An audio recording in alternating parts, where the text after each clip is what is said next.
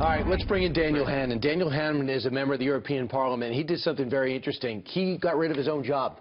He came up with this idea about Brexit. He said, it's not good for the UK. We want out. Next thing you know, you win the referendum, and you're out of a job, Daniel. Yeah, I mean... And you love it.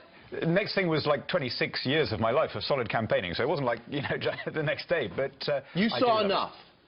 You know, it's not just that I saw enough. The European Union is not in a good way, right? It's in a bad way demographically, economically, it's stagnating, and there's a whole world out there. We can now lift our eyes to wider horizons and reconnect with older friends on more distant continents. So what can we expect to see in Europe?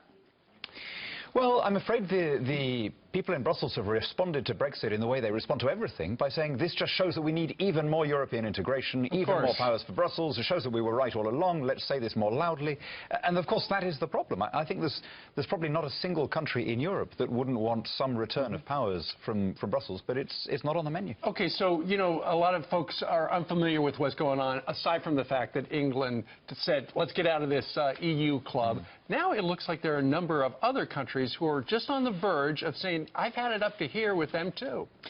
If the EU had been a little bit more flexible when we asked for some return of powers, we would have stayed. Like what? Well, if they'd allowed us, for example, you know, to do more of our own trade deals, if they'd allowed us to determine more of our taxes, more of our economic policy, farming, fishing, if they'd shown any flexibility, I think people would have seen that as, okay, they've set a precedent, powers don't just go upwards, they can come down as well. But they couldn't do it. They've reached the point where they can't reform. And this, I think, is what's also annoying people in the Netherlands, in Denmark, in Sweden, and so on. Talking about the Netherlands, they could be the next to leave. And one of the candidates is creating quite a firestorm, and a lot of momentum, is Geert Wilders. Here's what he said about Islamic extremists and what they're doing to that country. Ideology is an ideology of violence, of hate, of submission, not of assimilation. And I believe Islam and freedom are incompatible. So if we want to stay free countries, also for our children and grandchildren in the future, we have to have less Islam in our societies, because the more it dominates, the stronger it becomes and the less freedom we will have. What's the blowback on that? Plainly, it is possible to be a good Muslim and a good Democrat. I have friends in the UK who are patriotic, who are glad to be there, and who are... Like the Mayor of London.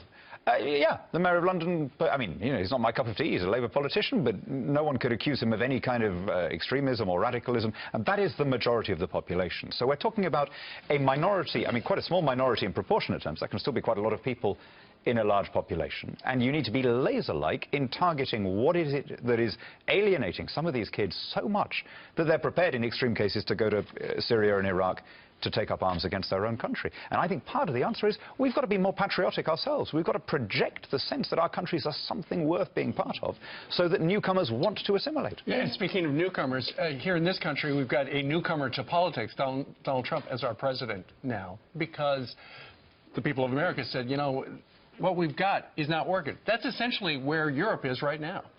Obviously, there is a sense on both sides of the Atlantic that things weren't working. There's been that sense since the financial crisis, I would say. People, I think, saw low and medium income families robbed through the tax system to rescue some very wealthy bankers and bondholders from the consequences of their own errors. I think there's been a reaction in Europe and in the US, and people have said the system wasn't working, we can do better.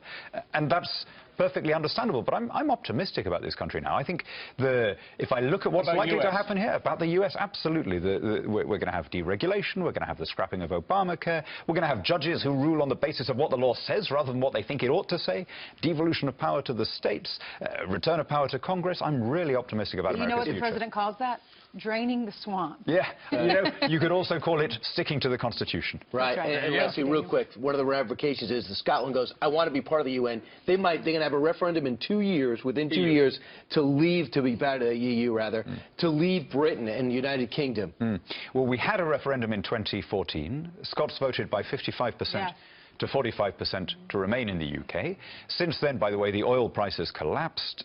You know, and the fact of leaving the EU, funnily enough, makes the English market much more relatively important to Scotland. So My guess, I mean, you know, 3 of my 4 grandparents were Scottish, and Scots are an admirably bloody-minded and stubborn people. And if they're asked exactly the same question, you know, only 4 years later, they are likely to repeat the answer, but with that added emphasis that we use when somebody wasn't listening the first time. All right. If you want to defect to our country, you have our sponsorship. That's Daniel, very thank kind. you very much. Daniel, Thank you, Daniel. Thank Good you, to see guys.